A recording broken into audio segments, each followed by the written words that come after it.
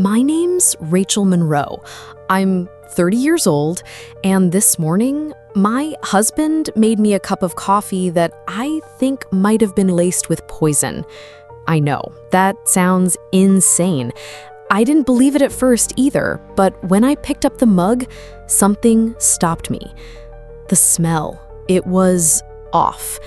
Bitter in a way that wasn't just the beans. More like old pennies or blood in the back of your throat. And the way Ethan smiled when he handed it to me, it didn't reach his eyes. Before I can continue my story, take a moment to like the video and subscribe, but only if you genuinely enjoy what I do here.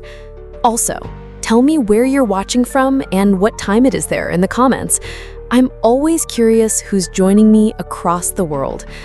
Now, dim the lights, maybe turn on a fan for that soft background hum, and let's ease into tonight's journey together.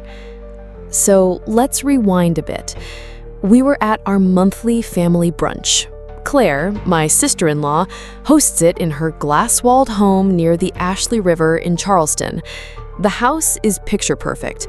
Crisp white trim, fresh eucalyptus always in a vase, and the kind of kitchen that whispers money. On the surface, everything was elegant, normal. Claire played hostess like always. Her tone sugar-sweet, but her eyes calculating. She barely touched her food, which I noticed, but it was the mug she passed to Ethan that really locked in my gut. That was my mug, pale green ceramic, the one I always used when we came over. The thing about fear is, once you've tasted it enough times, your body starts to remember before your mind can even catch up. As I stood behind the cracked door of Claire's study, watching her sip the coffee meant for me, my heart wasn't just pounding because of this moment. It was pounding because my body knew. It had known for months, maybe longer. The truth is, this wasn't the first time I'd felt like something was off. Not just with Claire, with Ethan too. There were a dozen moments, small and easy to dismiss at first.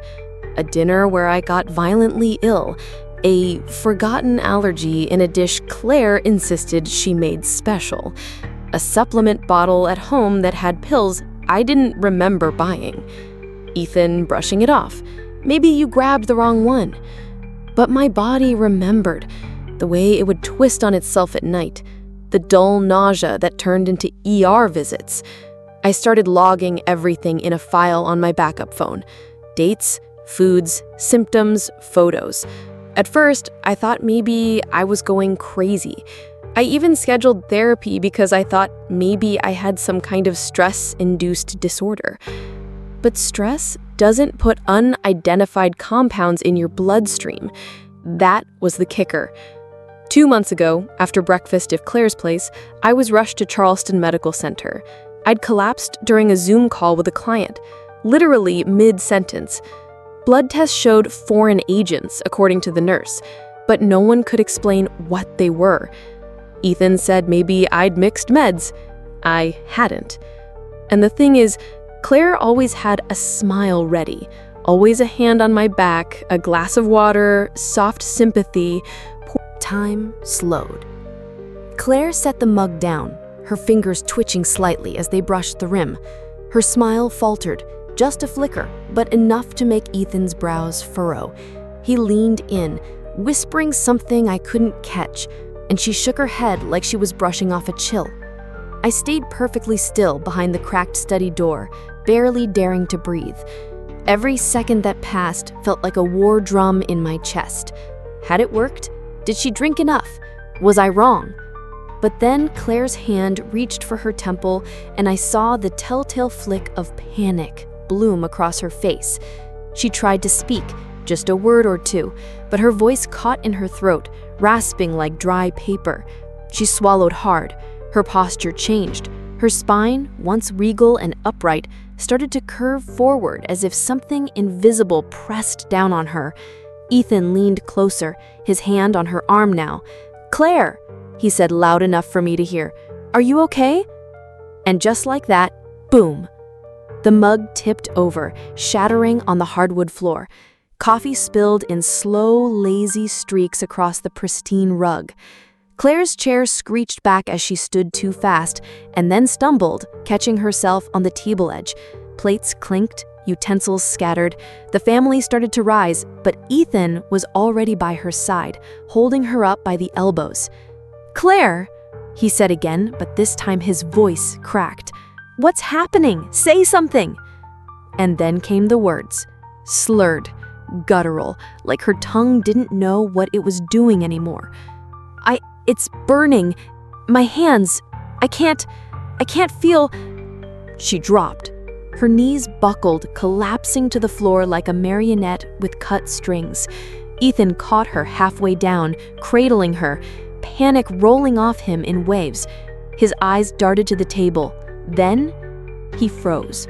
I could see the moment he realized.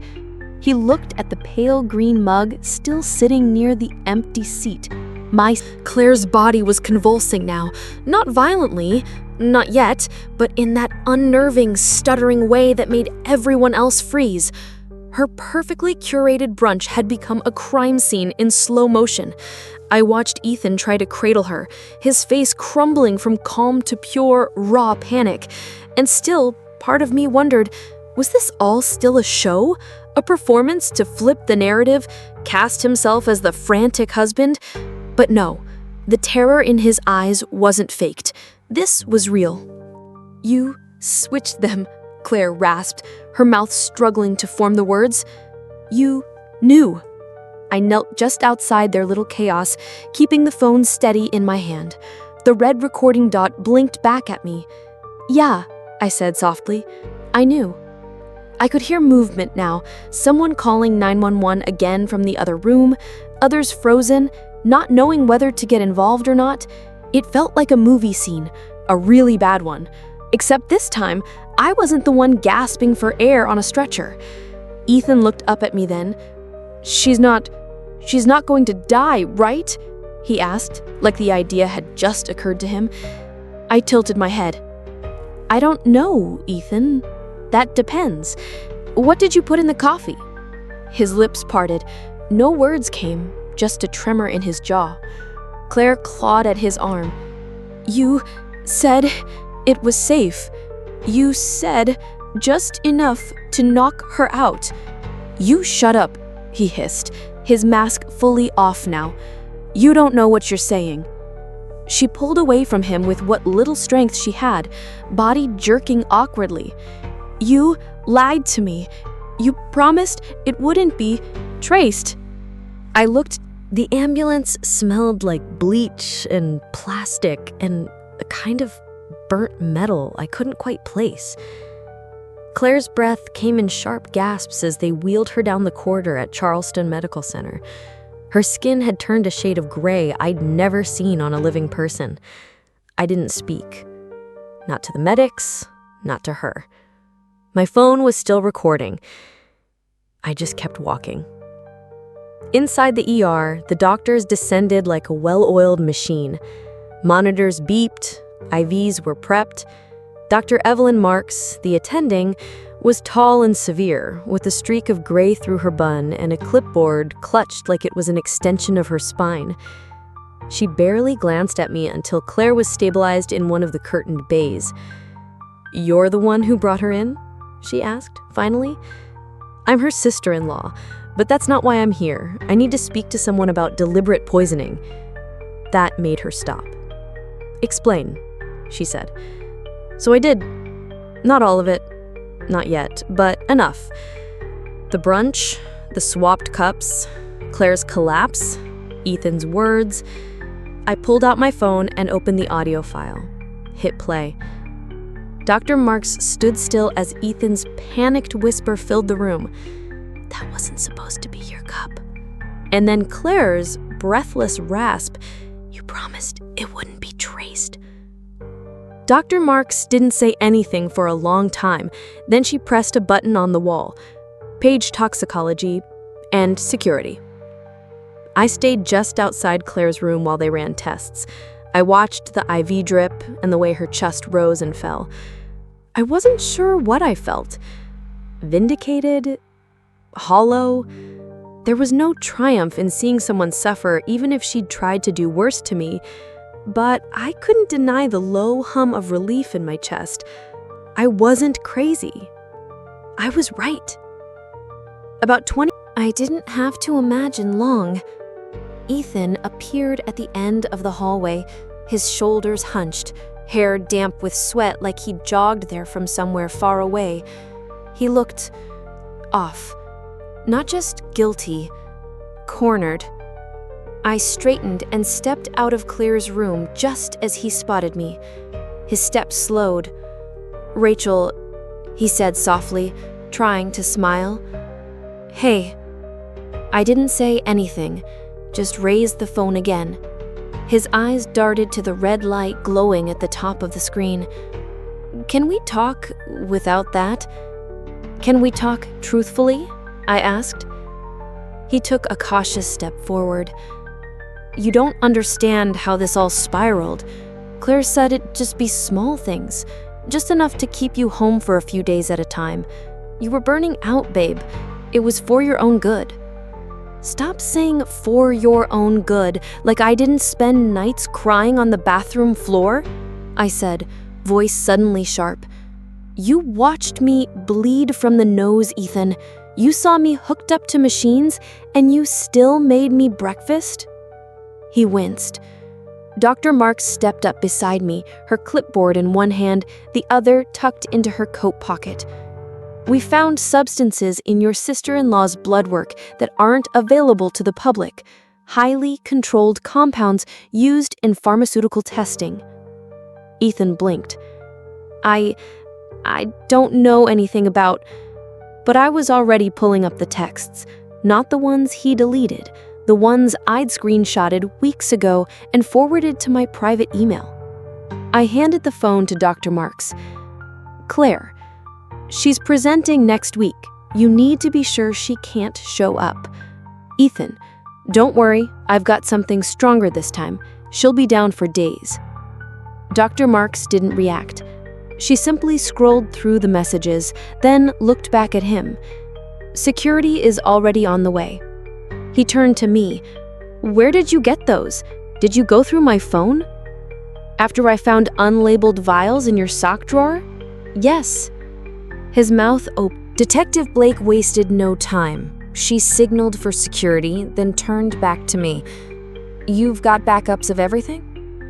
I nodded and handed her a flash drive I'd kept in my purse for weeks, just in case I was ever taken seriously. It held audio files, screenshots, timelines, even photos of the pills I'd found in Ethan's drawer, and a list of symptoms matched to each meal or drink I'd consumed under their roof. Paranoid? Maybe, but paranoia saved my life. She scrolled through some of the files right there in the corridor, brows lifting slightly at certain quotes. "He said she'd be down for days," she repeated aloud. "Claire calling it a mild setback. These are damning." She looked up. "You realize this may qualify as attempted murder." The words didn't hit me right away. It was like they floated in the air for a second, waiting for me to catch up. Attempted murder? Not sabotage, not gaslighting, not emotional manipulation. They tried to kill me. Inside the hospital room, I heard Claire's voice, weak, barely audible. The drugs were still in her system, slowing her speech, making her sound like she was underwater. It was supposed to be small. Not this. Not like this. Dr. Marks stepped out and pulled Detective Blake aside. "We ran a deeper scan," she said quietly, though not quietly enough. "The specific compound in her blood has no approved commercial access. It's still in testing stages, used in animal trials only." My stomach dropped. Blake's expression didn't flinch. "Where does something like that come from?" Dr. Marks answered grimly. "Most likely, a friend in biotech, or stolen from a research facility. Either way, illegal." And just then, another officer jogged down the hallway towards us, holding an evidence bag. Detective, found these in Mr. Monroe's desk at Dalton Crest Communications. Inside the bag, 4 The trial lasted just under a month, though it felt like I lived and died 100 times in those courtroom pews. I showed up every day. Clean lines, no makeup some days, just chapstick and a fire in my chest. No matter how tired or broken I felt, I refused to miss a single moment. If they were going to answer for what they did, I needed to see it. All of it. Ethan wouldn't look at me. Claire tried once, during jury selection. Her face was drained of the smug confidence she'd worn like armor for years. She looked older, smaller, like the lie she'd lived inside had finally crumbled and left her cold. The courtroom was quiet the day the prosecution opened with the audio. That wasn't supposed to be your cup. The room held its breath. I watched the jury's faces, flickers of disbelief, then revulsion. And when they played Claire's half-conscious admission, we just needed to slow her down, I saw 2 jurors shake their heads in unison. It only got worse. Dr. Marks presented the toxicology reports, 3 distinct ER visits, the same pattern of chemical traces. She pulled up diagrams, dosage charts, then walked the court through the compounds found in Claire's system that day. Lethal in large amounts, agonizing even in moderate ones. The pharmaceutical companies sent a legal representative too. Turned out, the compounds came from a research division in Atlanta. Ethan's old college roommate had been... After the sentencing, there was no applause, no cheers. Justice is quieter than you expect, more like a long exhale than a celebration. I stepped outside the courthouse into the Charleston humidity, blinking at the sky like I'd forgotten how daylight felt on my skin. Reporters were there, of course, questions flying. I ignored them all. For the first few weeks after, I didn't sleep much.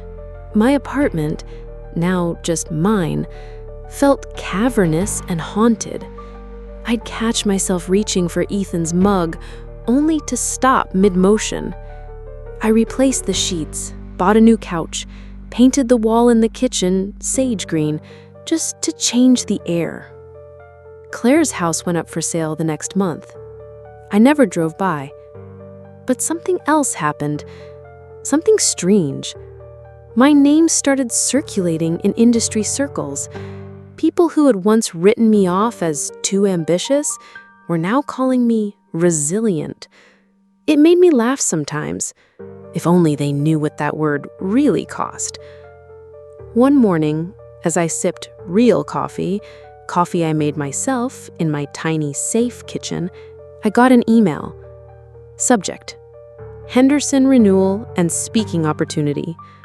It was from the Henderson account, the one Claire had tried to steal.